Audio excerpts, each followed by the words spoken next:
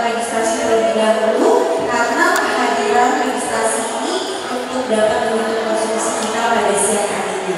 Jadi Bapak Ibu dan teman-teman yang belum registrasi boleh di depan gereja itu ada panitia registrasi. Nah, registrasi ini untuk penghitungan konsumsi kita. Baik, sebentar lagi kita akan mulai. Boleh kali Bapak Ibu teman-teman isi bangku paling depan. Ya, yang baru hadir boleh isi bangku yang di depan. Biar nampak pembicara kita bersertoni. Jadi boleh Bapak Ibu yang baju merah-merah boleh isi bangku yang di sebelah kiri.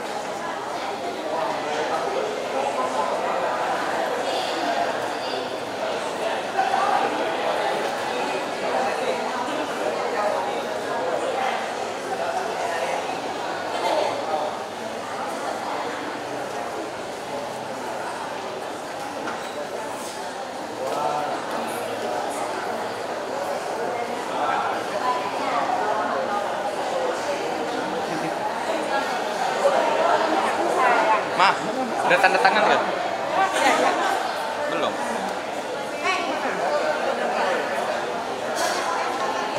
Apa?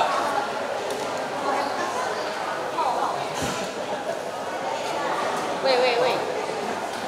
Ito di ba? Ay, anak na niyo. Siya ko dua.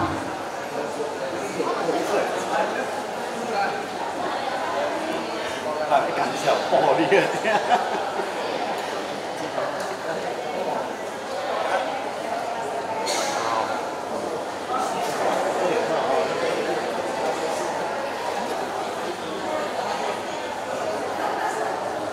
bebas kok. Bebas kan.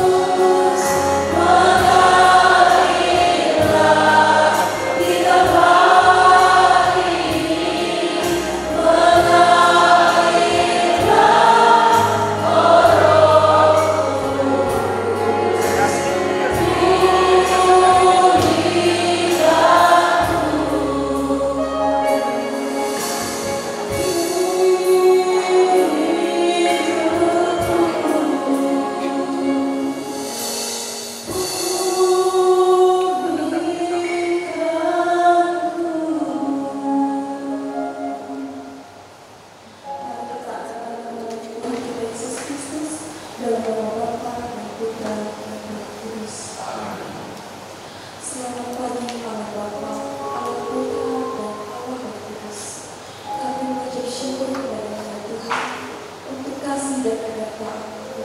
Karena Engkau telah mengumpulkan kami semua pada siang hari untuk boleh mengikuti seminar BKS ini. Tuhan, kami percaya setiap pribadi kami yang hadir di tempat ini bukanlah suatu kebetulan, tetapi Engkau yang telah memilih kami untuk boleh mendengarkan firman-Mu pada siang hari. Urapi kami Tuhan, pakai kami. Mohon berkat-Mu dan doa-Mu juga untuk Pastor Paulus Tony yang sebentar lagi akan menyampaikan firman.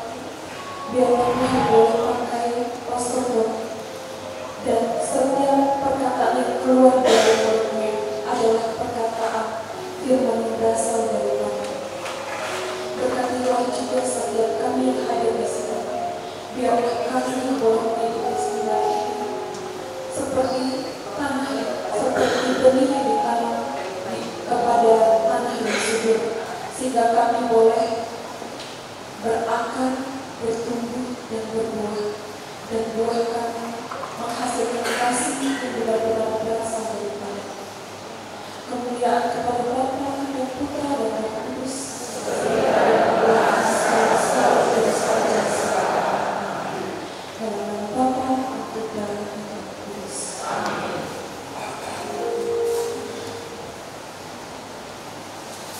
Baik, selamat pagi Ibu Bapak, Saudara-saudari, sudah siap?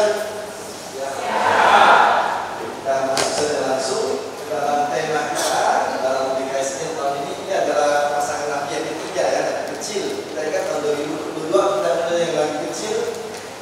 Siapa waktu itu? Nah, ada lupa ya. Tahun 2022 kamu sehat. Kemudian tahun kemarin yang kecil yang sepasang mulai huruf Y, Yunus dan Yoel. Nah, sekarang yang tahun ketiga ini Nahum dan Habakuk.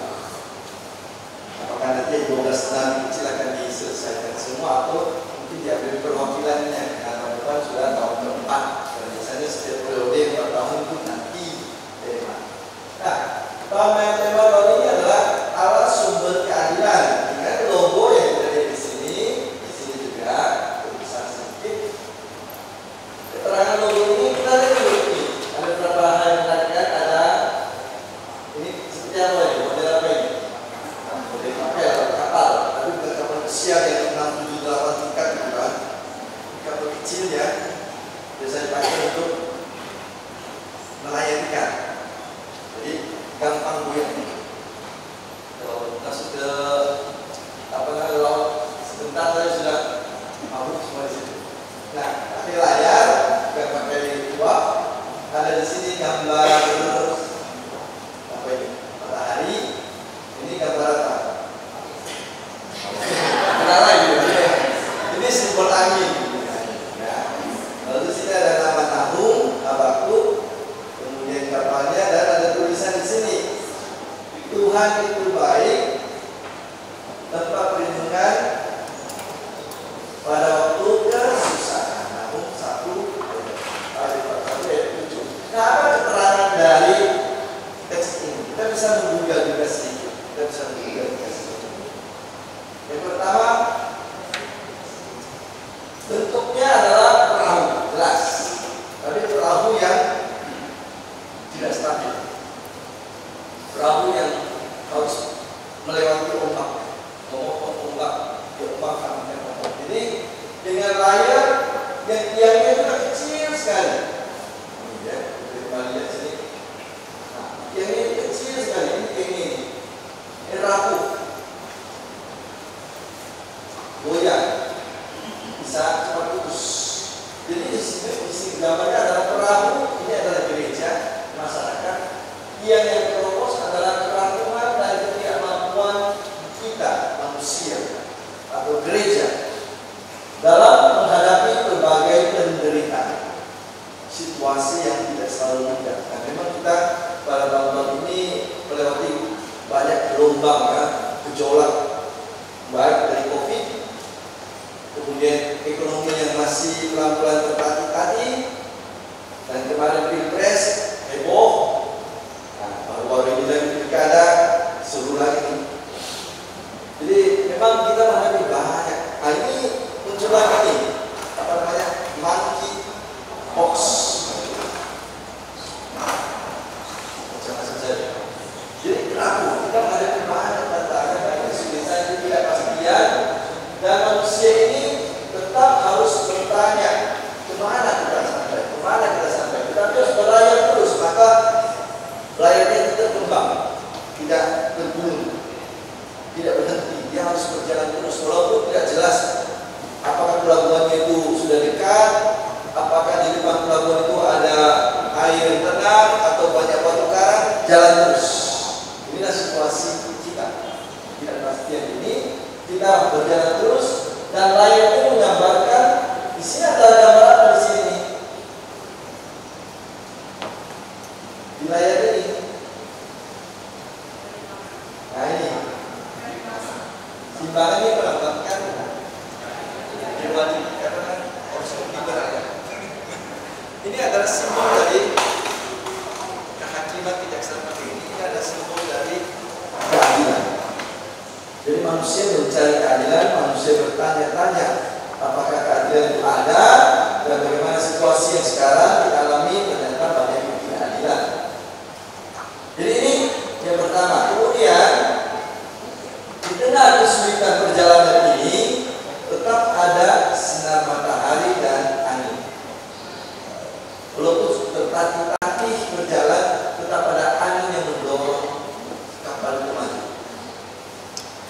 Ada sinar matahari yang mencoba membuat cuaca sedikit lebih baik. Jangan sudah gelombang besar, jangan sudah tiang yang keropos, lalu apa namanya kain layarnya sudah copang camping, tiba-tiba hujan lagi. Jadi Allah itu digambarkan sebagai matahari yang bersinar, memberi terang, memberi arah, dan angin ini yang beri kekuatan kepada perahu kita, pada diri kita, hidup kita untuk tetap berjalan, tetap berjalan. Dan itulah makanya di sini Tuhan itu baik, berperlindungan bagi semua orang yang sedang susah. Jadi mereka yang bermohon kepada Tuhan, memohon keadilan, memohon arah yang jelas, mohon kekuatan, Allah ada di belakang, mendorong, menyinari, memberi semangat hidup, terang kepada kita. Baik, kemudian tujuan yang kita mau capai adalah keadilan itu sendiri. Allah adalah sumber maha adil, tetapi manusia harus bekerja sama dengan Allah. Ternyata nanti kita dengar dari ayat Nahum dan Habakuk, manusia suka menyelewengkan dari Tuhan. Manusia memalingkan diri dari keadilan, sehingga terciptalah ketidakadilan. Jadi kita harus bekerja sama dengan Allah untuk mencapai keadilan itu sendiri. Jadi, inspirasi dari kitab Nahum dan Habakuk, ini namanya Nahum Habakuk, akan membantu kita untuk kuat berharap. Maka tema tahun ini adalah tahun pengharapan. Disimbolkan dengan warna. Warna apa?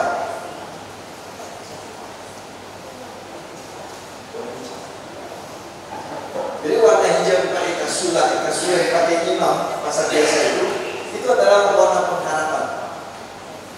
Dan sepanjang tahun gereja itu setiap hari Minggu boleh katakan selain masa-masa khusus seperti masa Pasca yang penting, Advent dan Prapaskah yang umum, maka seluruh tahun yang lain adalah pengharapan terus-menerus. Maka di sini lihatlah dominan warna hijau. Walaupun kadang susah, walaupun tidak selalu pohon ara, nanti ada kalimat yang menarik, walaupun pohon ara tidak berbuah, pohon anggur tidak menghasilkan, tetapi aku tetap bersuka cita dalam karena Allah adalah sumber keharapan. Ada lagu Protestan tentang teks itu, walaupun ara tidak berbuah. Saya lupa dulu waktu kecil SMA saya ada mendengar lagu masuk, teks dari Habakuk. Nanti ada teks itu. Saya tadi kemarin mencoba mencari teks lagunya, tetapi dalam waktu saya singkat saya tidak berhasil. Kemarin bolak-balik dari Pontianak Sanglau sampai Pontianak, jadi saya tidak sempat mencari teks lagu yang bagus kan. Saya ringan dan saya tidak sempat dari Pontianak.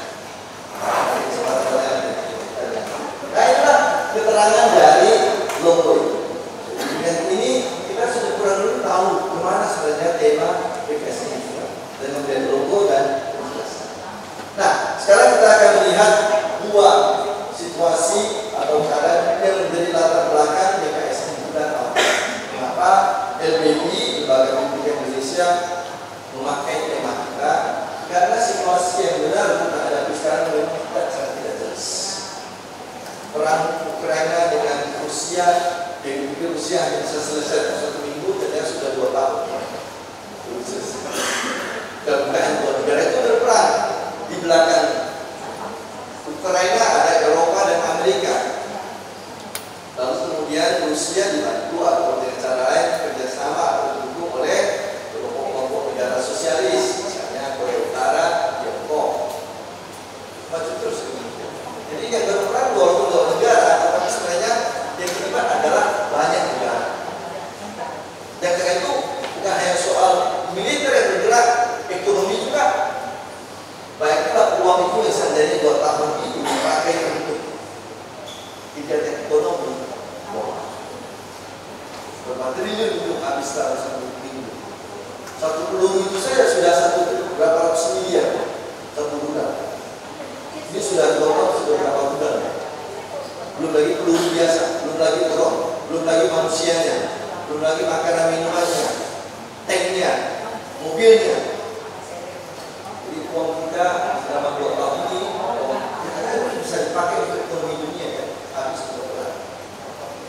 Israel, Hamas belum selesai juga. Nah, sekarang merancang Israel dengan Iran. Kalau masuk Israel dan Iran ada bahaya nanti, bukan hanya perang 2 negara ini. Dan bisa satu kaum ini ke agama. Iran tadi disebutkan Islam. Israel Yahudi, oke, tapi Yahudi di belakang Amerika, belakang Amerika Kristen. Kalau sudah lagi perang nanti, tinggal dipanas-panasi saja tuh. Kalau sudah bermain peran namanya agama, jadi kita dalam situasi yang memang tidak gampang, baik secara global maupun secara regional dan nasional. Kita sendiri pun, negara kita sendiri, tadi saya sudah katakan, kita ini dalam beberapa tahun ini serba tidak jelas, tidak pasti, baik politik maupun ekonomi. Dan kita harapkan juga karena sosial kita tidak menjadi lebih buruk, karena kita sudah mengalami juga berbagai masalah dengan hubungan yang tidak beres antar hubungan antar suku sudah lewat ya, sudah lama dengan penduduk. Tapi yang antar agama ini bisa bahaya sudah dipancing-pancing oleh orang-orang yang sudah diatur. Dan tidak ada bahwa paus nanti datang 1 minggu lagi bisa bawa angin segar. Dia bisa bawa angin segar supaya hubungan antar agama kita menjadi lebih baik. Bahwa ada kecenderungan militarisme sepertinya itu bisa menjadi sedikit lebih relatif lebih moderat. Karena kalau kita menyadari itu, kita rentan. Apalagi kalau misalnya orang-orang yang bermain di politik ini suka yang pilkada itu, bagaimana orang bermain politik, konstitusi MK memutuskan ini, besoknya DPR membuat yang baru. Kan sangat reaktif itu. Telanjang mata orang yang tidak tahu politik sudah tahu apa itu. Gonjang kancing demo lah semua orang. Kalau ada demo pasti semua terganggu. Walaupun tujuannya baik, bagus, tidak dukung tujuannya. Tapi mau tidak mau pada akhirnya kok kita tidak secara ekonomi akan terganggu.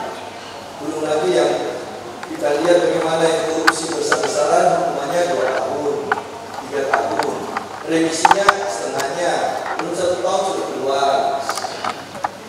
Uangnya masih banyak hilang atau disimpan dengan orang lain. Dan kita ini orang Indonesia ini gampang melupakan itu, lupa. Setelah 5 tahun lupa dia baru pernah di penjara tuh, dia angkat-angkat lagi tuh. Walaupun dikoruptor berat-berat, setelah 5 tahun sudah bersih wajahnya lagi. Lalu dia lagi menyumbang begini, wah naik lagi namanya. Diberi kesempatan lagi duduk di posisi yang baik lagi, tidak bertobat, mulai lagi. Mulai ceritanya. Itu baru yang besar-besar, yang sedang-sedang, yang kecil-kecil saja kan itu sangat ngeri. Apa begal-begal raya itu dulu kan jarang waktu saya kecil mendengar bahwa malam-malam pulang ada yang sepeda motornya dirampas pakai curi pulang, ada yang maaf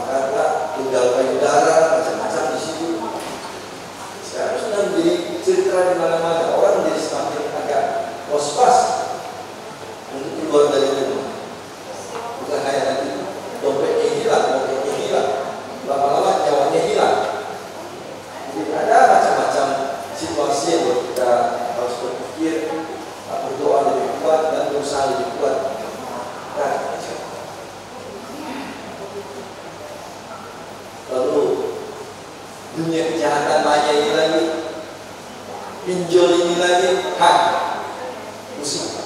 Mudah-mudahan tidak ada seorang muda kita yang terlibat dalam situasi seperti itu.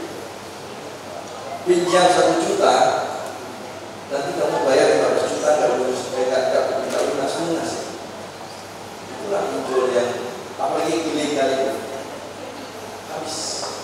Jadi banyak situasi yang buat kita memang harus menghela nafas sedikit.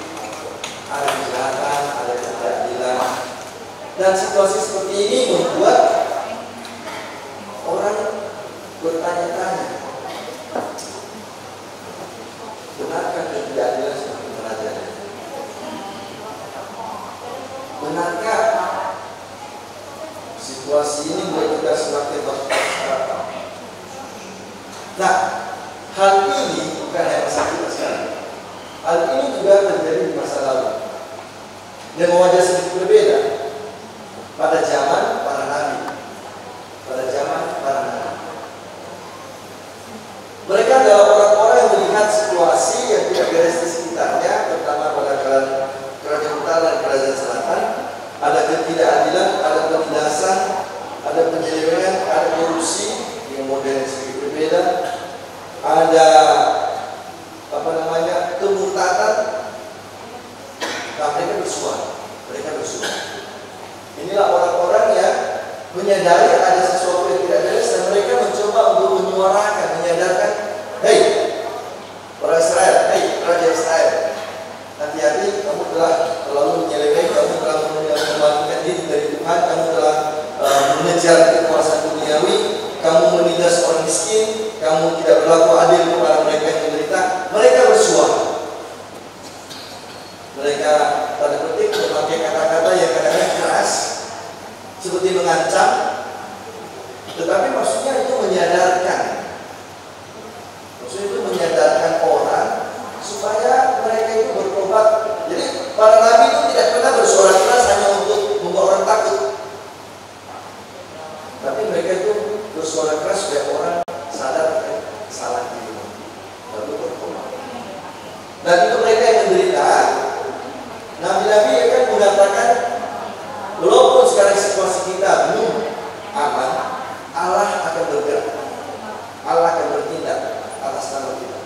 Jadi mereka membagikan harapan, kekuatan, semangat bagi mereka yang sedang tertindas.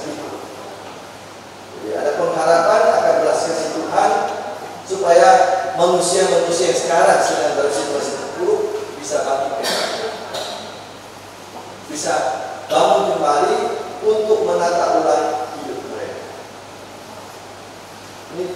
Karena itu diajak, baik zaman dulu maupun kita nanti, diajak untuk berpikir situasi kesulitan ini di mana Allah bergerak. Apakah Allah memang ada? Karena itu orang berpikir begitu. Saya sudah bekerja baik, saya sudah jujur. Kok usaha saya selalu bangkrut? Orang lain yang curang kok jalan terus. Apakah Allah adil pada saya? Kalau Allah adil, kenapa saya terpuruk walaupun saya menjadi pegawai yang baik? Saya malah difitnah terus. Ini pertanyaan-pertanyaan mungkin muncul dalam hati orang dalam situasi yang tidak menyenangkan diri. Tetapi juga pertanyaan yang lain harus kita tanyakan, seperti orang-orang Israel diajak oleh para nabi untuk bertanya, saya jangan hanya mengeluh atas ketidakadilan ini. Apakah saya juga berandil dalam ketidakadilan tersebut? Apakah saya sudah punya satu dan lain cara juga ikut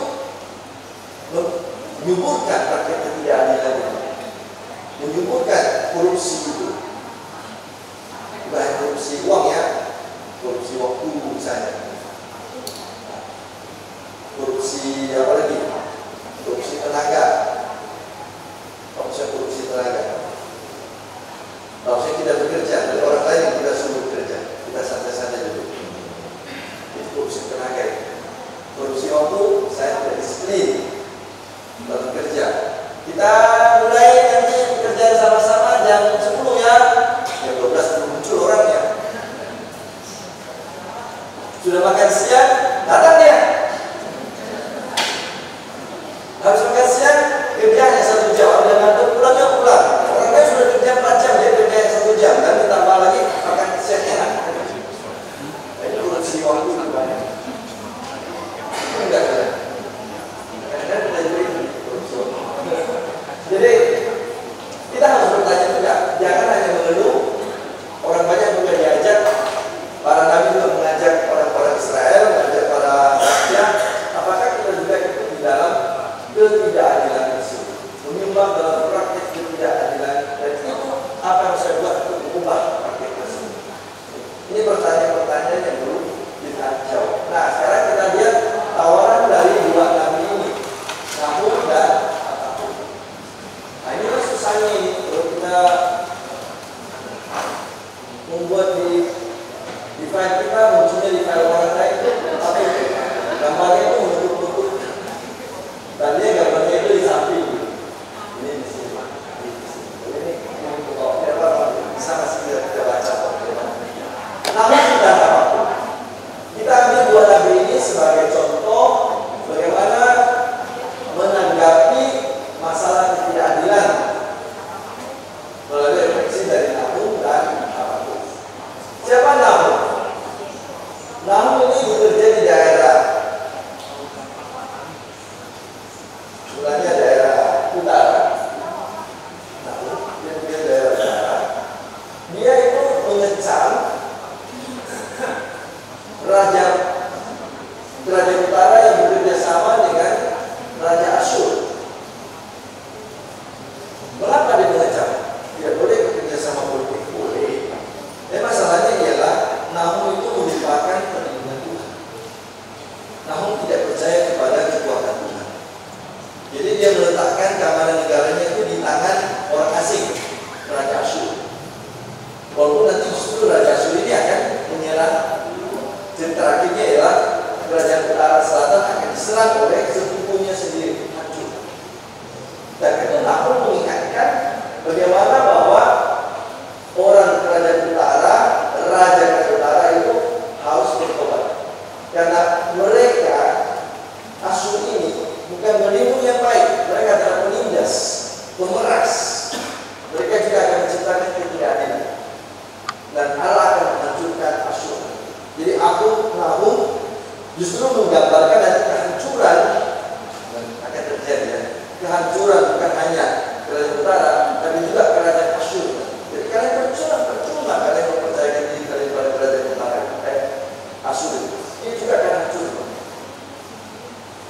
Jadi ini pusat tema dari Nahum adalah kritik terhadap kepercayaan kerajaan utara kepada raja asing, tidak mempercayai diri kepada Tuhan. Seharusnya adalah Allah yang sumber kekuatan dan keadilan.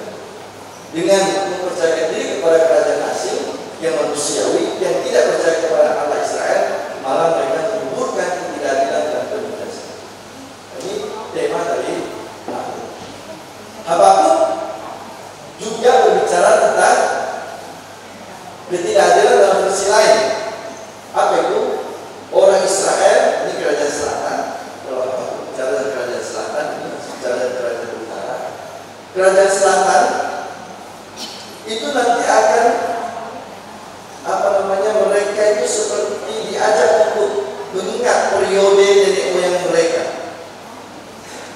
Yakub dan Israel dan Edom.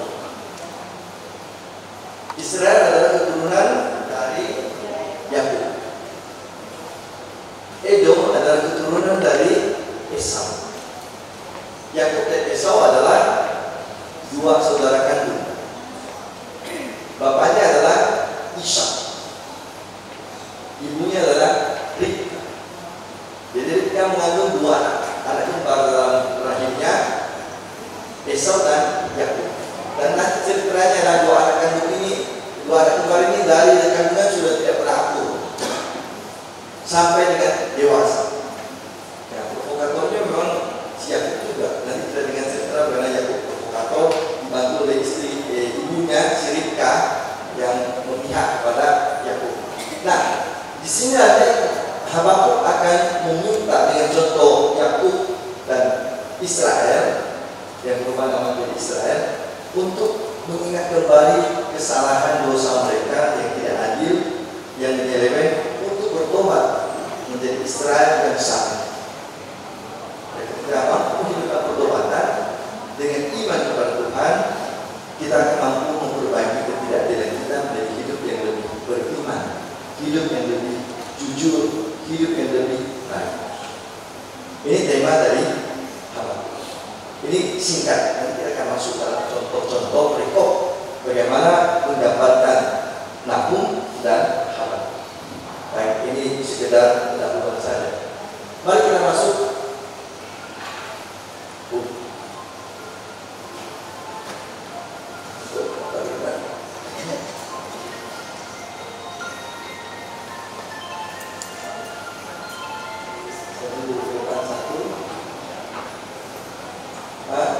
Slide ke depannya.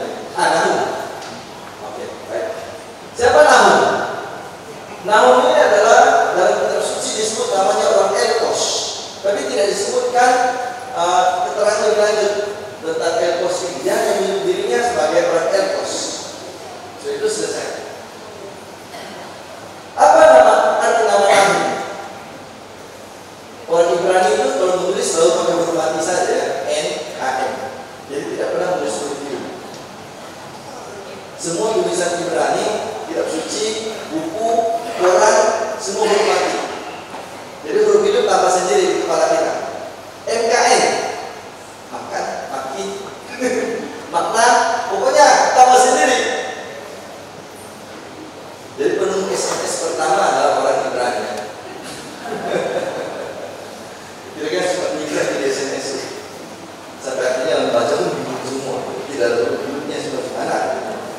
Orang Ibrani begitu. Jadi kalau kita mau menerjemahkan nama Nahum, dia huruf matinya N-A-M.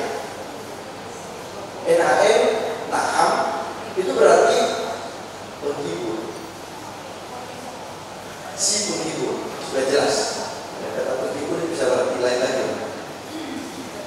Pelipur, si pelipur. Nah, kalau dikaitkan dengan situasi orang Israel dan fungsi dari Nabi Nahum, kita bisa mengerti Nahum adalah perwakilan dari Allah untuk menghibur dan melipur orang-orang yang sedang kehilangan harap, orang-orang yang sedang susah, orang-orang yang dalam keadaan sulit, baik karena masalah pribadi, masalah sosial, masalah ekonomi, atau masalah iman. Inilah Nahum. Nah, isi dari kitab Nahum bisa kita temukan dalam dua teks ini sebenarnya. Dua teks ini. Satu, bab 1 ayat 3 sampai dan bab ayat 7. Bab 3 ayat 3 dan 7. Nah, coba kita baca ayat 3 ini sebelah sini dulu. Ayat 7 sebelah sana. Silakan baca ayat 3 ini di atas. Berhenti di ayat ini.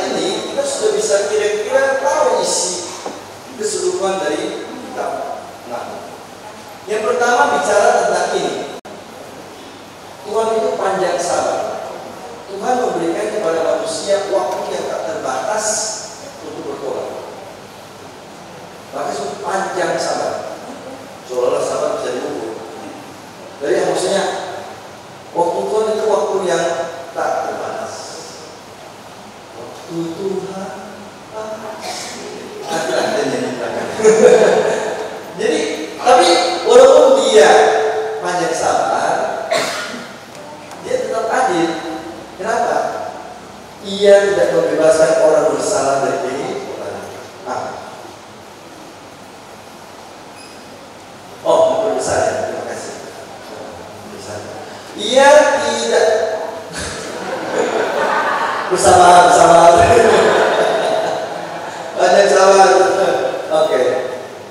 Jadi ia tidak membebaskan orang bersantai hukuman. Artinya walaupun ia tetap memberikan waktu kepada kita, orang yang tidak mau bertobat, orang yang mendatangkan celaka bagi dirinya sendiri dengan bersikap tidak adil, jahat, mereka pasti akan dihukum.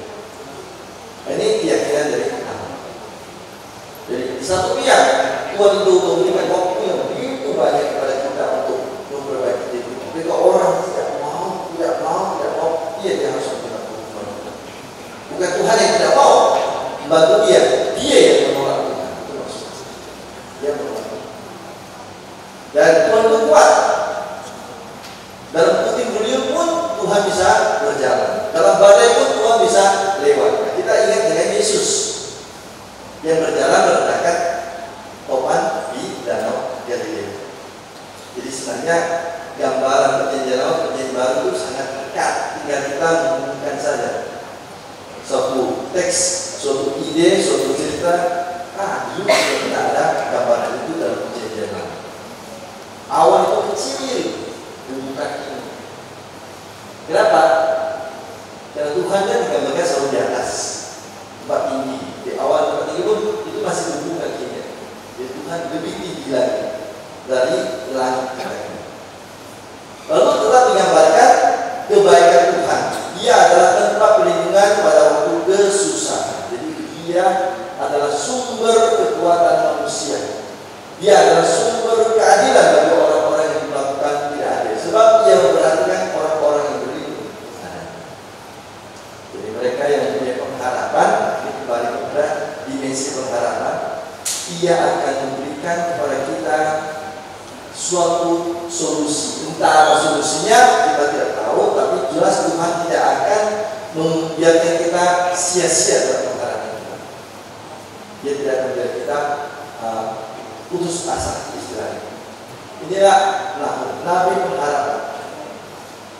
Jadi walaupun Nahum menyuarakan ancaman terhadap kota Niniwe, ini adalah ibu kota dari kerajaan Asyur sampai Assyria, ia tetap memperkenalkan Allah yang baik kepada orang-orang Israel. Jadi dia keras kepada musuh-musuh Israel, lemah lembut kepada orang-orang Israel. Jadi dia membangkitkan pengharapan orang-orang Israel sendiri. Ini memang berjaga juga ya, seperti kapal itu kayak turun. Oke, jadi di balik penindakan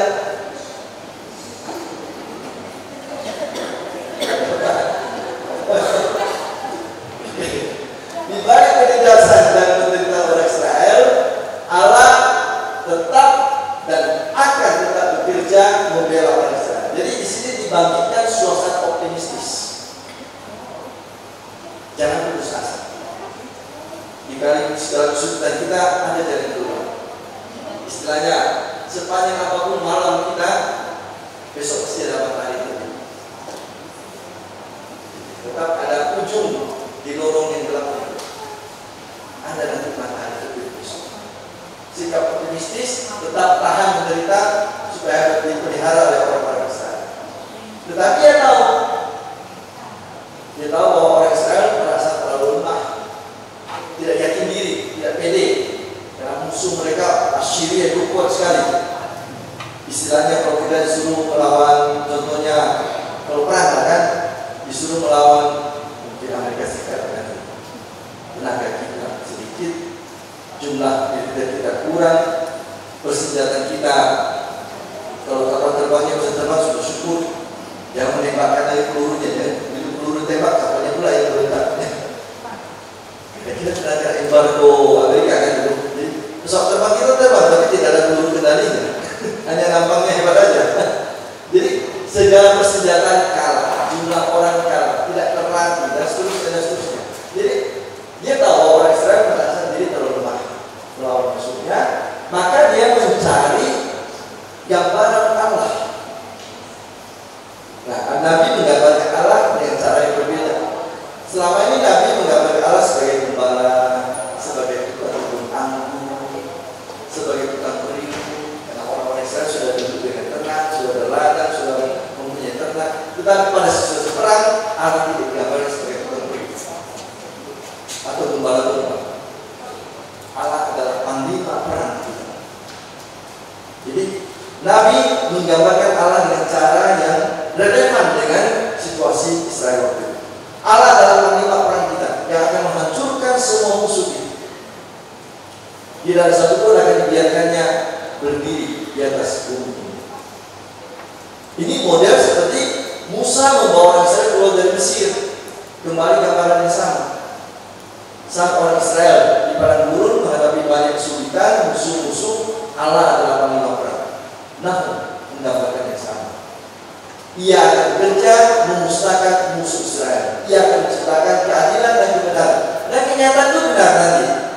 Dengan apa? Kehancuran Asyur tahun 612. Memang waktu Nahum berbicara, Asyur belum hancur. Bahkan Israel dihancurkan Asyur kemudian. Tapi setelah itu Asyur hancur juga oleh kerajaan Babilonia yang datang menghentikan Asyur. Jadi apa yang dikatakan Nahum terwujud, terjadi. Tapi orang Israel tidak cukup sama. Orang Israel tidak cukup kuat berharap pada saat ini. Gambaran dari kitab Nahum. Nah, Habakuk sendiri tidak jelas identitas, tidak pernah diterangkan di dalam kitab suci siapa dirinya, asal-usulnya juga tidak tahu dari mana. Maka orang berpikir jangan-jangan kitab Habakuk, Nabi Habakuk ini tidak berbicara khusus untuk satu periode waktu atau satu tempat saja. Walaupun memang ada catatan dia bekerja di daerah Kerajaan Selatan, Yehuda. Tapi nampaknya khusus kitab ini lintas tempat dan lintas ruang dan lintas waktu. Dengan kata lain, nubuatan Habakuk ini bukan hanya ditujukan untuk Kerajaan Selatan, orang-orang Yehuda, tapi juga ditujukan untuk semua orang-orang beriman. Bukan hanya di Israel pada masa itu, tetapi juga untuk segala tempat di mana terjadi situasi yang sama. Jadi pada masa hidupnya dia ditulis sekitar abad 7 sebelum Masehi atau awal abad sebelum Masehi. Ini pada saat di mana Babilonia sedang mengganti kekuasaan Assyria. Ini tahun 600-an atau 500-an, di akhir-akhir 500-an sebelum Masehi. Dia adalah anak zaman. Sekali lagi, Nabi itu selalu anak zaman. Dia menangkap pesan Tuhan melalui situasi yang terjadi pada saat itu, dan dia hidup pada zaman yang sama dengan Yeremia. Ia berseru kepada Tuhan dengan doa yang panjang, dan dalam doa itu ia berdialog dengan Tuhan. Sangat kuat tekanan dalam kitab Habakuk, doa sebagai dialog. Nanti kita dalam contoh kedua, bagaimana bab kedua dari kitab Habakuk itu bicara tentang doa yang panjang, doa yang panjang. Dan dalam doa itu Allah akan berbicara menolong orang untuk mencari jawaban bagaimana kita bisa mencapai kebenaran dan keadilan yang sesungguhnya. Tidak ada jawaban yang siap pakai, ready-made, instan, tapi harus terus-menerus berbicara, terus-menerus berdoa, terus-menerus mengharap Tuhan. Jadi renungannya sangat mendalam. Ia bertanya, dia berdiskusi dengan Tuhan, dia berefleksi, dan kemudian dia menawarkan harapan bahwa Allah akan memulihkan dan menegakkan keadilan kembali dalam hidup manusia. Kalau orang-orang yang berdosa tertindas seperti dianggap hina, maka mengalahkan musuh, mengalahkan dosa, berarti kita akan kembali derajat kita kembali kepada manusia yang bermartabat. Ketika kita menjatuhkan diri kita dalam penindasan setan, nanti Habakuk itu berbicara hanya kepada soal penindasan dari militer, ya, dari penindasan dosa juga dari manusia. Ketika kita jatuh dalam dosa kita itu hina di hadapan semua orang. Tetapi ketika kita bertobat, kita diangkat kembali dalam martabat yang Allah akan memulihkan kembali kemuliaan manusia dengan berani bertobat dari ketidakadilan dan kejahatan. Nah baik, ini soal apa? Nah sekarang kita coba lihat sekilas satu contoh, karena tadi kita akan mulai agak lambat, tentang pertemuan yang pertama dari Nahum. Ini Nahum 1 ayat 1 sampai 8 ayat ini kita baca secara cepat saja dalam hati kita.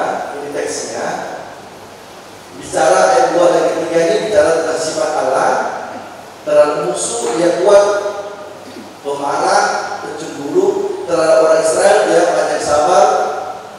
Lalu kemudian digambarkan di sini kekuatan Tuhan terhadap contoh alam, laut dikeringkan, sungai dibuat gersang, gunung pun menjadi tandus, dan gunung kembang lipat artinya pohon besar, bunga-bunga akan menjadi layu.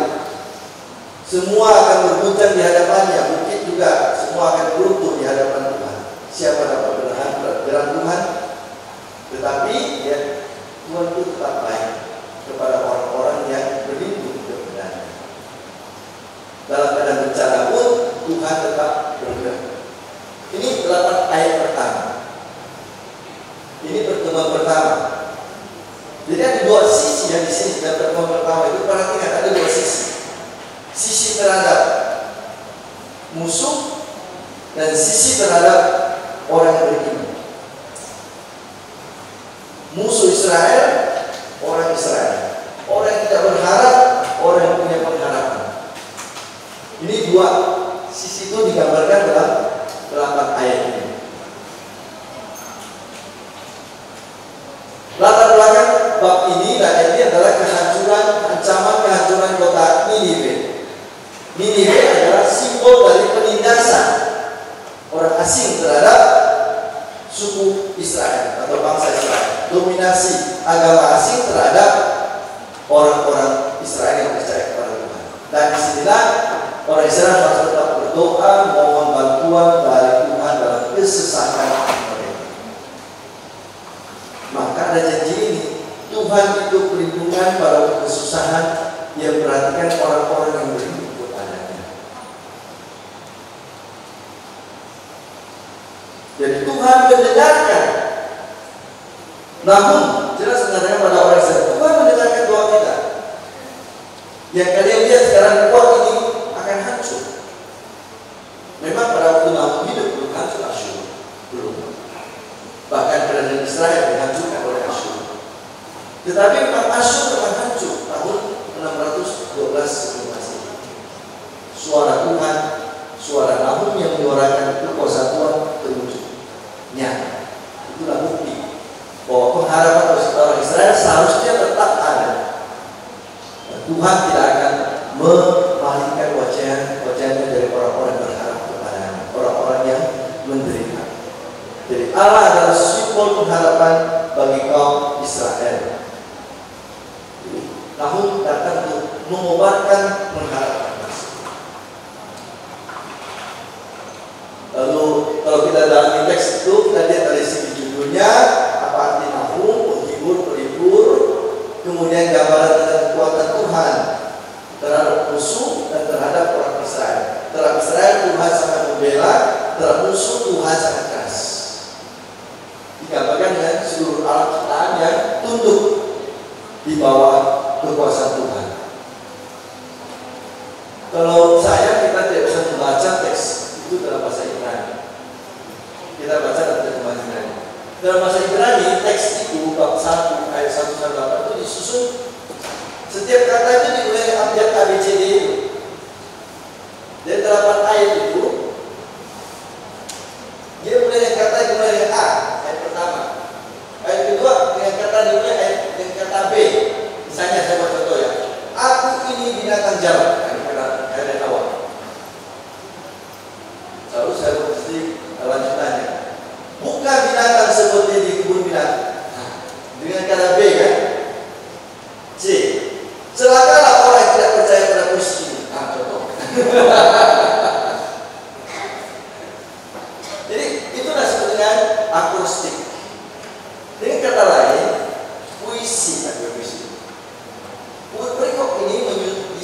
dengan mau menggambarkan Tuhan dari sejak awal telah teratur merencanakan pelindungan terhadap Israel. Jadi disusun dengan baik, itu menggambarkan rencana Tuhan yang teratur sejak semula. Jadi pelindung, pelipur bagi orang Israel kala kesusahan, dan akan menjadi pembela Israel menghancurkan musuhnya sampai habis. Ini cara Nahum menggambarkan, membagikan harapan orang Israel tentang kekuatan Tuhan. Jadi Mazmur akrostik sangat baik. Dia akan memperbaiki kerusakan yang terjadi karena serbuan dari Asyur, dan dia akan memusnahkan musuh-musuh Israel dengan kekuatan yang dahsyat. Jadi itu terhadap militer, tetapi Nahum tidak mau berhenti pada soal militer. Sebenarnya juga mau menegur soal dosa manusia sendiri, ketidakadilan orang Israel sendiri. Apa yang terjadi sekarang itu sebenarnya juga akibat dari ketidakadilan kalian, raja-raja, pemuka agama, orang-orang berada, orang-orang kaya terhadap orang miskin. Bahwa kita menjadi lemah begini karena kita tidak kuat, karena kita sendiri pun tidak bersatu. Kita pun makan-memakan. Kita pun tidak ada satu sama lain. Jadi kita tidak punya kekuatan melawan kekuatan dari luar. Kalau kita sendiri tidak kuat karena tidak melawan musuh kita yang lebih kuat. Jadi Nahum sebenarnya tidak berhenti pada soal militer, soal kekuatan militer, tapi dia mau mengajak pada orang-orang Israel, kita sendiri harus bertobat dari ketidakadilan kita sendiri yang membuat kita yang tidak kuat. Kita melemahkan diri kita sendiri. Kita harus mengalahkan ketidakadilan di dalam diri kita supaya kita menjadi lebih bersama. Bagaimana mungkin suatu benteng yang di dalamnya saling berperang bisa melawan musuh dari luar? Mereka sudah propos di dalamnya sendiri. Itu maksud Nahum dalam reform. Jadi dosa tidak dilanjut ada dari kita sendiri. Penindasan itu muncul karena kita sendiri melemahkan diri kita dengan dosa-dosa. Dan kita harus memperbaiki hal tersebut supaya menjadi suasana yang damai, adil, bersahabat, dan kuat. Nah, ini tema pertemuan pertama. Pesan teksnya mengajak manusia supaya bergerak dari keadaan tidak baik kepada keadaan yang baik, dari kecemasan kepada ketenangan, dari ketidakpastian kepada kepastian akan perlindungan Tuhan. Jadi bangkit dari mental yang lemah menjadi mental yang lebih kuat. Suasana batin yang suram menjadi berani mewartakan Tuhan yang bersedia melindungi kita. Karena Tuhan baik hati, yang sama pada orang-orang baik, tapi keras kepada orang-orang yang sombong dan berdosa. Inilah pesan dari pertemuan pertama. Oke, lalu saya curi satu kalimat kita untuk yang kedua. Untuk yang kedua, pertemuan kedua. 2 ayat saja, singkat sekali. Allah memulihkan kemuliaan manusia. Berdobrak maju terhadap engkau, jagalah benteng, awasilah jalan, ikatlah pinggangmu kuat-kuat, kumpulkanlah segala kekuatan. Ayat 2, sesungguhnya Tuhan akan memulihkan kemuliaan Yakub seperti kemuliaan Israel, sebab para perampas telah merampasnya dan membinasakan cara-caranya. Jadi ayat pertama itu menyadarkan orang Israel, walaupun musuh di depan kita, jangan patah semangat. Walaupun ada kesalahan di depan kita, jangan menyerah terhadap kesalahan atau dosa tersebut. Ikat pinggangmu, kuatlah menghadapi musuh, baik dari luar maupun dari dalam diri sendiri. Lalu yang kedua, inilah yang nanti menjadi tema dari pertemuan kedua. Allah akan memulihkan kemuliaan Yakub seperti kemuliaan Israel, sebab para perampas telah merampasnya dan membinasakan cara-caranya. Artinya apa? Mengapa diambil nama Yakub dan Israel? Tadi saya sudah cerita. Yakub adalah adik dari Esau, saudara kandung. Ibunya adalah Ribka, bapaknya adalah Ishak. Sejak dari kandungan, Yakub dan Esau sudah berkelahi. Yang akan nanti terjadi lagi waktu mereka sudah dewasa. Dan bukan hanya waktu dalam kandungan mereka berkelahi, waktu lahir pun keluarga juga berkelahi.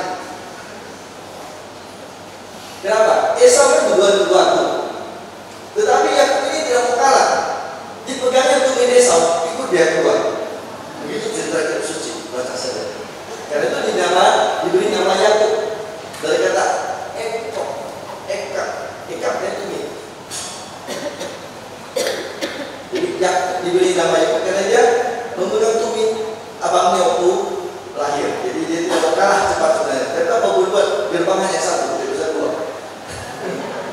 Jadi tetap dia adik.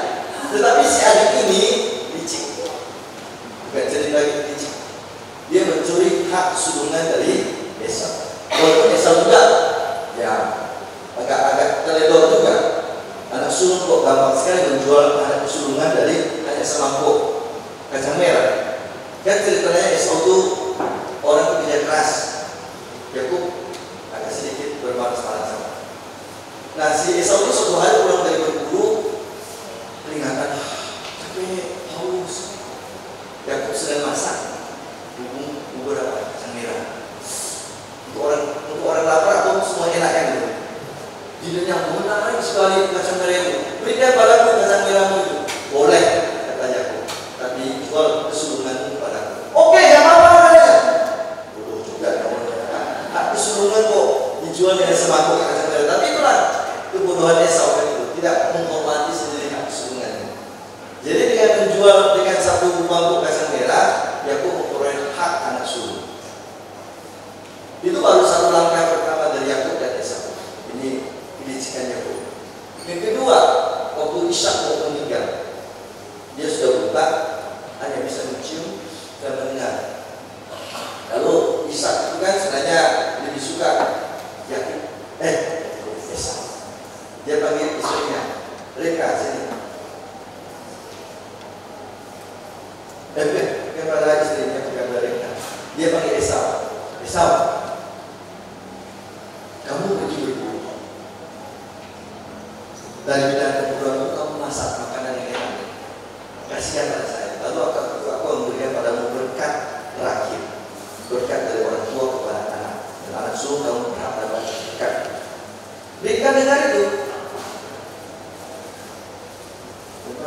Nampaknya ibu punya bakat juga mencuri dengar. Kalau kasus Sarah dulu kan, Abraham kan, si Sarah mencuri dengar juga 3 tahun itu. Istrimu pun tahun depan akan melahirkan. Maka si Sarah tertawa dari balik tenda. Dia curi dengar. Jadi si Rebeka itu curi dengar itu. Bapak suruh mati. Berkatnya dikasihkan pada Esau. Cepat-cepat dia bekerja sama dengan si Yakub. Ini kamu ambil pakaian abangmu itu Esau, pakaikan di bajumu. Lalu kasih juga semacam bulu kambing di situ. Karena Yakub itu kulitnya halus, Esau itu kasar. Jadi pakai kulit kambing di lenganmu, pakai baju Esau di bajumu. Saya akan masak makanan enak. Ambil kambing dari kanan kita di belakang. Kamu nanti kasihkan kepada bapakmu itu, kamu dapat berkat. Begitu ceritanya. Jadi si Rebeka ini ibu yang bias, tidak adil. Dia pihak anak bungsunya kembali itu. Dia masakkan makanan enak dari kambing di belakang. Lalu si Yakub memakai baju dari baju Esau, lalu pasang sedikit kambing yang sedikit kasar kulitnya untuk ditaruh situ. Dibawanya ke situ. Tentu lalu dicoba selesai kan? Karena Esau masih pergi berburu, belum tentu dapat hewannya. Jadi sudah selesai. Yakub membawa semangkuk daging enak, asalkan ibunya dikasihkan kepada bapaknya itu. Esau, engkau kah itu? Ya bapak, aku ini Esau. Kamu bawa Esau. Kulitmu juga kulit Esau. Suaramu suara Yakub. Oh, sedang batuk bapak. Jadi akhirnya, oke, setelah dia makan, diberkatilah si Yakub itu oleh si Ishak dengan berkat anak sulung itu. Lalu kemudian berikutnya datang, ya tentu Esau yang terlambat itu. Dia bawalah segalanya yang dia siapkan. Pak, ini daging yang kamu minta. Kok kamu bawa 2 kali? Dan kan sudah. Lalu tahulah Esau bahwa pasti yang kerja itu adalah si Yakub, adiknya yang curang itu. Aduh, mati aku. Itu masih kerja si Yakub itu. Saya ditipu itu. Bapak, tolong masih ada keberkatan. Tidak ada lagi.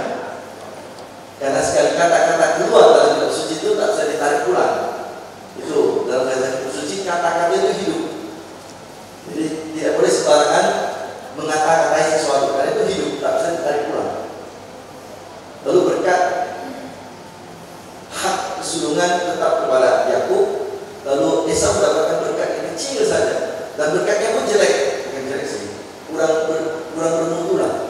Engkau akan menjadi budak dari adikmu, engkau akan bekerja keras. Masalah kejadian itu. Bagaimana tidak menyedihkanlah berkat untuk Esau. Tentu saja setelah itu Yakub menjadi takut pada Esau, melarikan diri. Nah, itulah cerita tentang Yakub. Ketika dia masih dalam kelicikan, dalam tipu daya, namanya Yakub. Tetapi ketika bertemu dengan Allah, dia berubah namanya menjadi Israel. Ada cerita ketika dia sedang melarikan diri, dia bertemu dengan Tuhan di malam hari di tepi sungai Yabok, berkelahi dengan Tuhan sepanjang malam. Dan kemudian dia menggenggam Tuhan kuat. Ketika Tuhan minta supaya ia dilepaskan, Yakub mengatakan, aku akan melepaskan engkau asalkan engkau memberi aku berkat.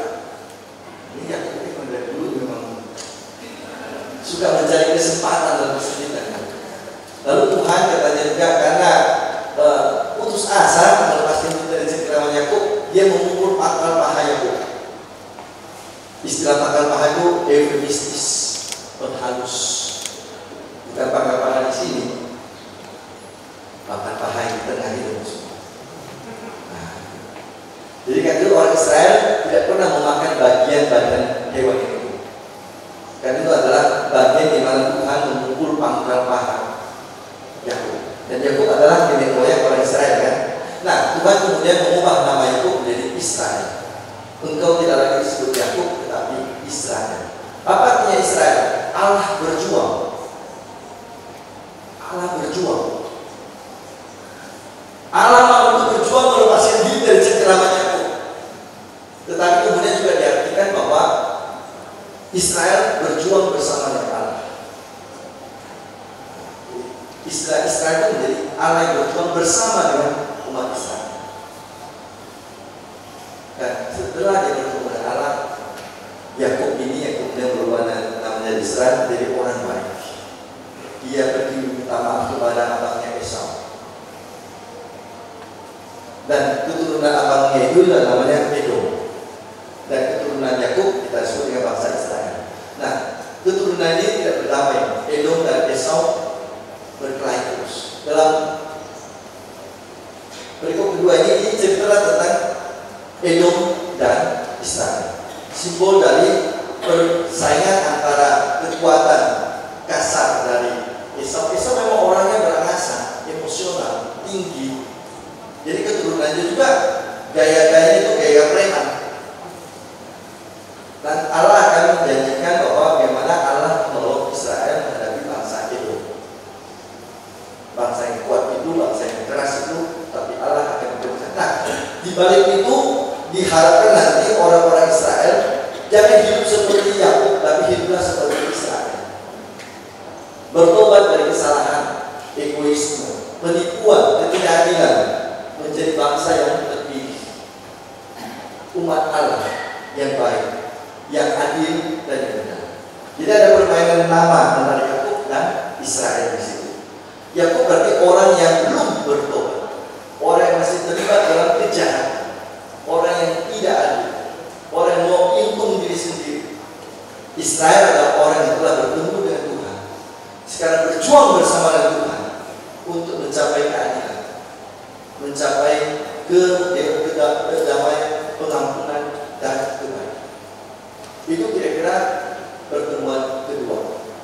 Secara singkat, saya tidak akan menerangkan terlalu banyak lagi. Nah, waktu kita sudah, saya pikir selesai dulu tentang Nahum. Nanti selesai istirahat makan siang kita akan bicara tentang Habakuk.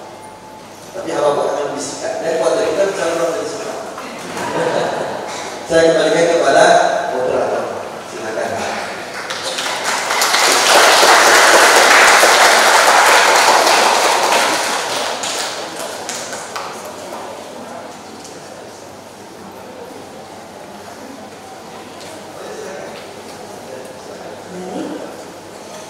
Saya mau tanya cerita maaf, waktu makan jam berapa? 12 ya?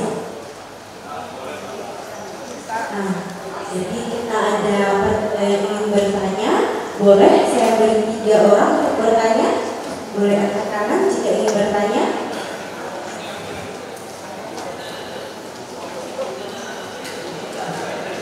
Oh, ada. Oke. Saya kira ada lapar jadi belum bertanya.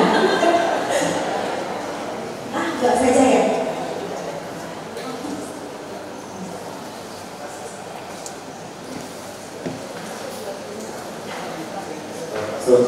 Terima kasih.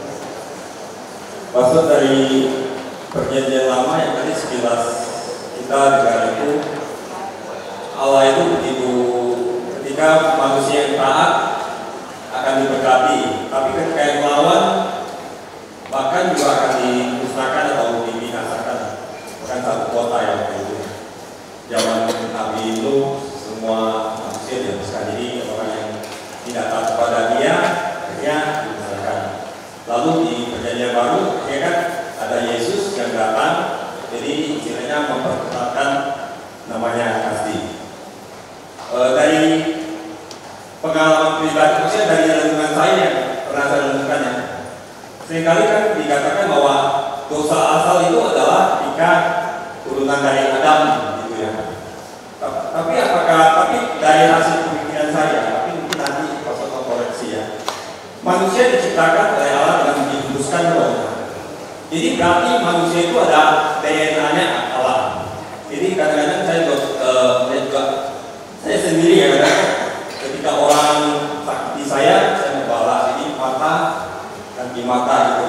Jadi kalau kita kesal sekali mungkin kita akan yang lebih dahsyat lagi.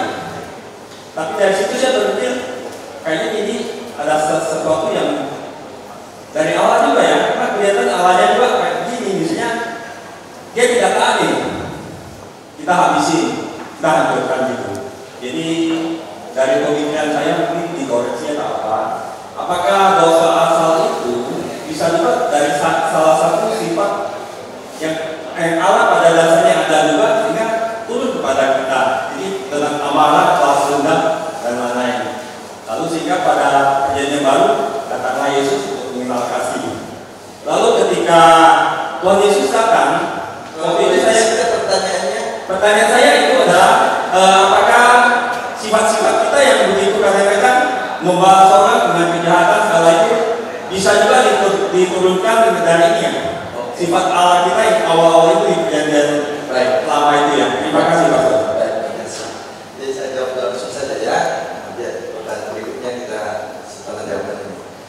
Dari awal dalam kitab suci dikatakan segala diciptakan baik adanya. Hari pertama langit dan bumi baik, alam itu baik. Kemudian matahari dan bulan, malam dan hari, alam itu baik. Hewan-hewan, alam itu baik. Kemudian tumbuh-tumbuhan, alam itu baik. Sampai hari ke-6, alam melihat amat sangat baik. Hari ke-6 itu Kejadian bab 1 ayat 1 dan seterusnya. Baca 5 kali dikatakan alam itu baik, baik, baik, baik, baik. Ketika menciptakan manusia, alam itu amat sangat baik. Itulah keadaan harmonis, di mana tidak ada hal yang mengganggu relasi manusia dengan dirinya, manusia dengan sesama, manusia dengan alam, manusia dengan Tuhan. Semua amat sangat baik. Allah menyiapkannya sempurna. Datanglah dosa pertama, buah terlarang. Walaupun dijelaskan buah terlarang sudah diartikan lain, tapi dulu buah terlarang berarti manusia sombong, mau menjadi seperti Allah. Maka mereka mengambil buah pengetahuan baik dan buruk. Itulah sebenarnya pengetahuan eksklusif Tuhan yang mengetahui segala-galanya. Dan manusia mau menjadi seperti Tuhan, kesombongan.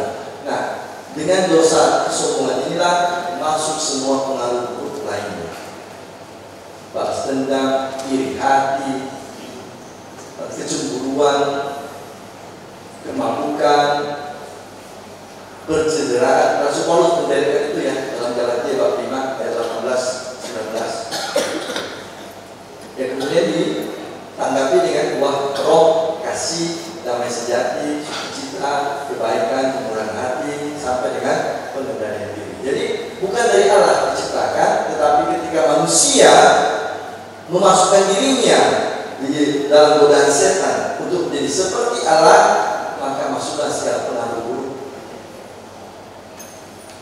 Jadi kitab suci bisa membantu kita menjawab masalah ini. Nah, Yesus datang supaya akar dari dosa itu dicabut. Akar dosa itu dicabut. Kesombongan manusia yang membawa dengan segala akibat berikut. Dengan pengorbanan disalib. Tetapi satu hal yang masih tidak bisa, tidak bisa. Allah tidak mau. Allah bisa, tapi Allah tidak mau. Yakni Allah tidak mau memaksa manusia berbuat seperti yang dikehendaki. Allah bisa, Maha Kuasa kok. Tapi kalau Allah memaksa manusia, maka manusia bukan manusia lagi. Manusia berarti robot, tinggal dikendalikan oleh Tuhan. Hari ini kecepatannya 3 kali lipat dan kita 3 kali lipat. Besok slow motion. Hari ini manusia tidur melulu.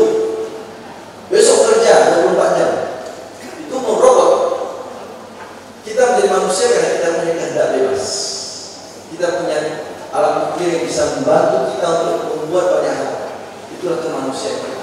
Tapi itu juga resiko kita bisa merancang hal yang buruk dan mengerjakan hal yang bertentangan dengan kehendak Tuhan. Itu dibawa oleh dosa manusia. Dijawab oleh Tuhan dengan salib, tetapi salib tidak mengubah kodrat kebebasan manusia itu. Tetap ada. Jadi terserah sekarang kita memilih jalan yang ditawarkan Yesus atau jalan yang digoda oleh setan kepada kita. Jadi kita akan tetap menghadapi situasi. Bukan Allahnya yang menciptakan itu, tetapi kesalahan pertama kita mengundang banyak efek yang berikutnya masuk ke dalam. Sama dengan saya contoh hari itu yang agak sedikit berbeda ya, tapi kurang lebih bisa arah yang sama. Kita berdosa, kita minta maaf pada orang lain maafkan kepada kita, tapi paku di lubang yang dicabut itu tetap ada lubangnya kan sekarang. Dinding itu tidak lagi rata. Begitu kita buat berdosa, lalu kita minta ampun dicabut pakunya, lubang itu ada. Nah, bagaimana kita mengisi lubang itu? Nah, lubang itu bisa diisi dengan kasih Tuhan, atau kita membiarkan ketidakdewasaan kita mengisi kembali lubang tersebut yang menodai dinding kita ini. Jadi kita tetap berjuang, walaupun kita tetap sudah diselamatkan oleh Tuhan, dibaptis, mendapatkan pencurahan Roh Kudus. Tapi kalau kita tidak bekerja sama dengan Tuhan dengan baik, dengan setia, dengan tekun, maka ada kemungkinan lubang di dinding kita itu akan terisi dengan hal-hal yang buruk kembali. Baik, terima kasih Pastor Tony untuk jawabannya. Apakah sudah cukup jelas untuk jawaban dari Pastor Tony? Yang lain dulu. Oh ya, ada pertanyaan dari yang lain.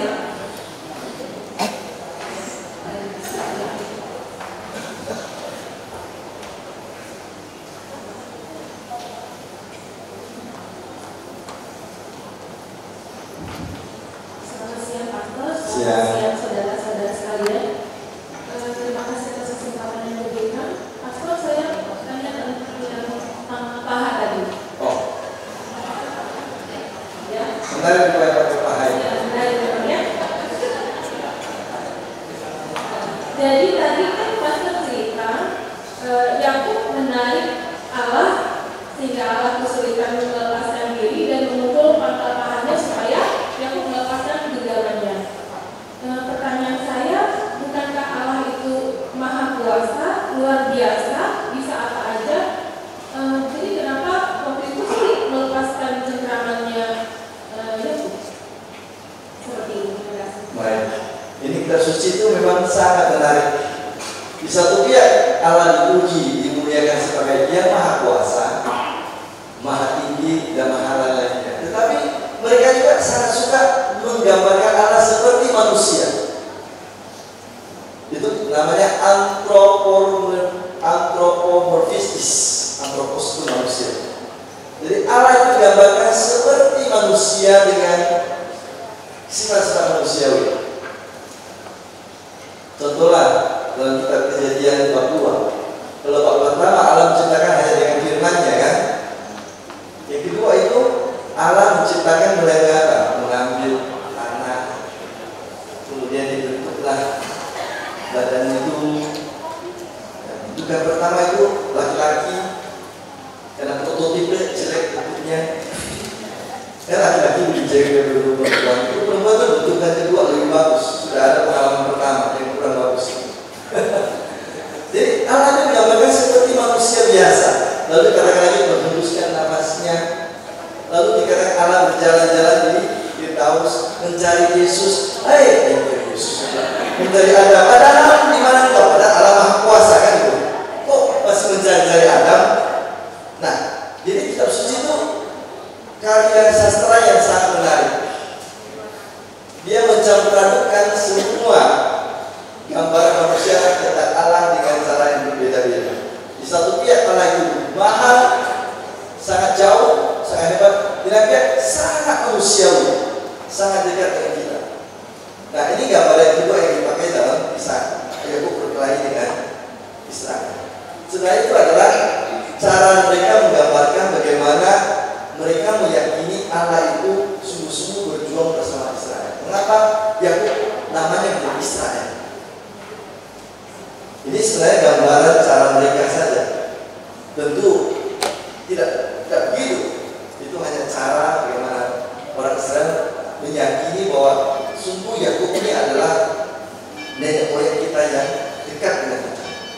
Walaupun dia mempunyai masalah mental di awal, mempunyai masalah mental lebih gila ya, masalah sifat di awal, tetapi ternyata setelah dia bertobat bertemu dengan Tuhan, dia bisa berubah menjadi seorang bapak bangsa yang besar.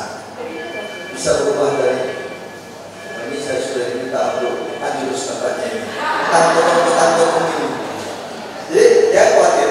Ini cara manusia mendirikan gambaran adalah Allah. Bukan Allah seperti itu sebenarnya. Tetapi Allah yang menggambarkan Allah itu sungguh-sungguh dekat dengan kita, berjuang bersama kita, bisa mengubah. Kita mulai kita teruskan dengan anjurus dulu ya. Ada yang memimpin atau saya memimpin? Kalian yang memimpin boleh.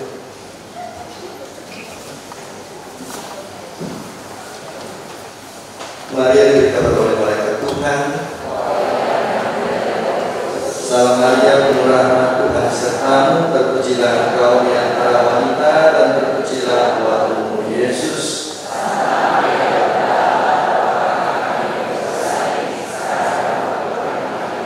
Aku ini hamba Tuhan. Salam Maria, penuh rahmat, Tuhan sertamu, terpujilah engkau di antara wanita dan terpujilah buah-buahmu Yesus.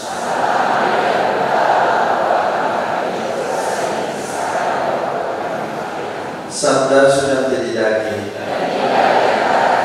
Salam Maria, penuh rahmat, Tuhan sertamu, terpujilah engkau di antara wanita dan terpujilah buah-buahmu Yesus.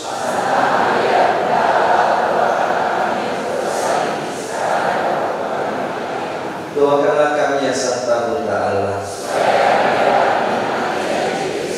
Marilah berdoa, ya Tuhan, karena para malaikat kami mengetahui bahwa Yesus Kristus Putra menjadi manusia, kami mohon curahkan rahmat-Mu dalam hati kami, supaya berkat sengsara dan salibnya kami dibawa pada kebangkitan yang mulia oleh Kristus Tuhan kami. Amin. Dalam nama Bapa dan Putra dan Roh Kudus. Amin. Baik, bagaimana moderator? Masih ada pertanyaan atau mau makan siang?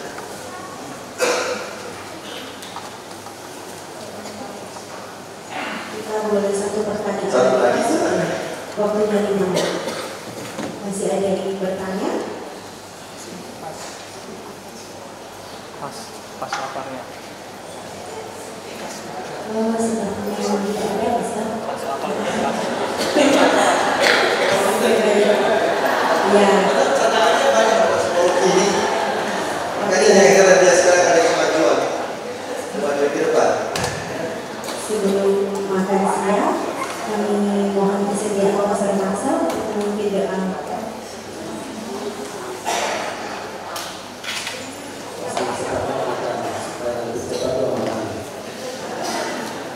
Dalam nama Bapa dan Putra dan Roh Kudus, amin. Allah Bapa yang Maha Kuasa dan Kekal, kami bersyukur atas berkat-Mu kepada kami sampai siang hari ini.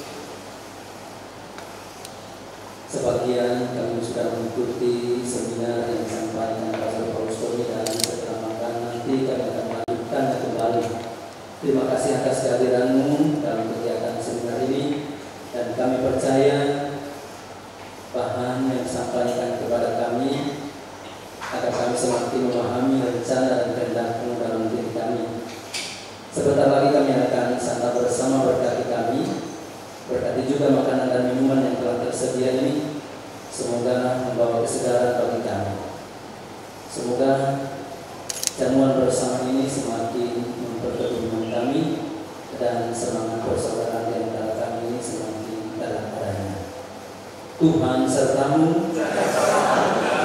Saudara-saudari sekalian, makanan dan minuman yang akan kita nikmati senantiasa diberkati Allah yang Maha Kuasa, Bapa dan Putra dan Roh Kudus. Amin. Makan. Terima kasih Pastor. Bapak Ibu dan teman-teman, adik tadi kita akan kembali di gereja pukul 12.40. Ya, 12.40. Bapak Ibu, teman-teman, adik-adik boleh kembali di gereja. Terima kasih. Selamat